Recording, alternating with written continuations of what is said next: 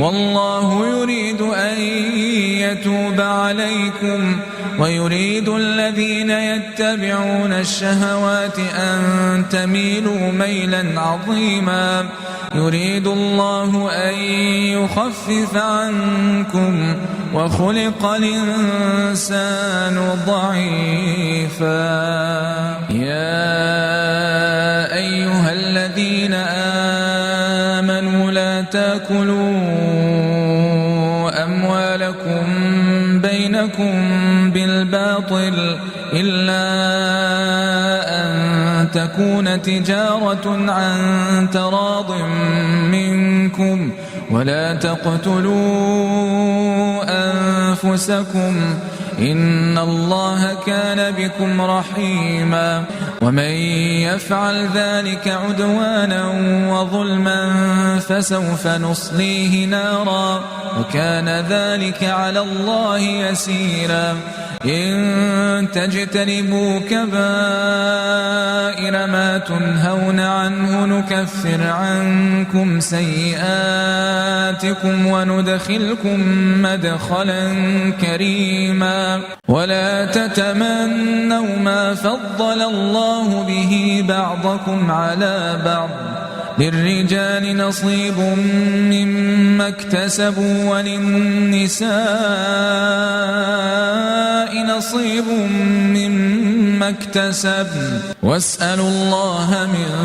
فضله إن الله كان بكل شيء عليما ولكل جعلنا موالي مما ترك الوالدان والأقربون والذين عاقدت أيمانكم فآتوهم نصيبهم إن الله كان على كل شيء شهيدا الرجال قوامون على النساء بما فضل الله بعضهم على بعض وبما أنفقوا من أموالهم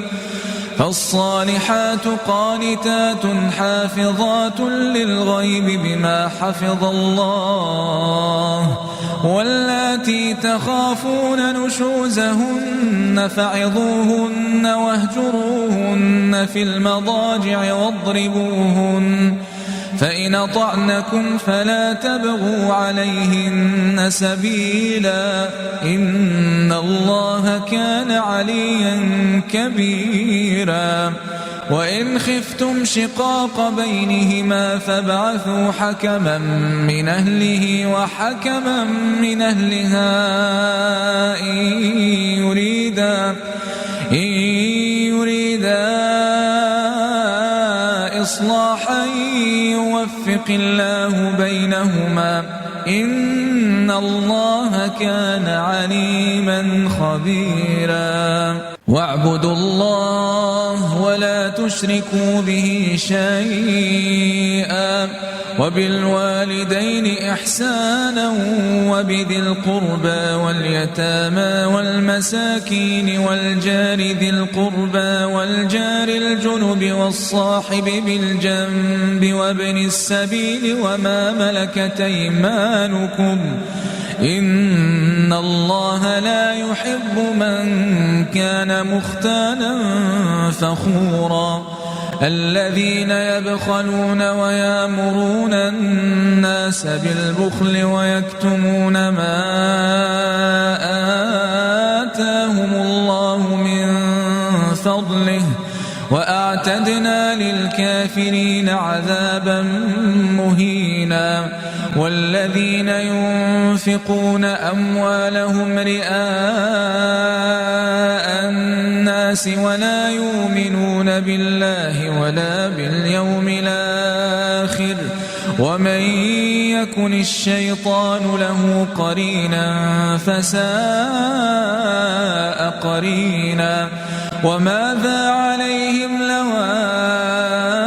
آمنوا بالله واليوم الآخر وأنفقوا مما رزقهم الله وكان الله بهم عليما إن الله لا يظلم مثقال ذرة وإن تك حسنة يضاعفها ويؤت من لدنه أجرا عظيما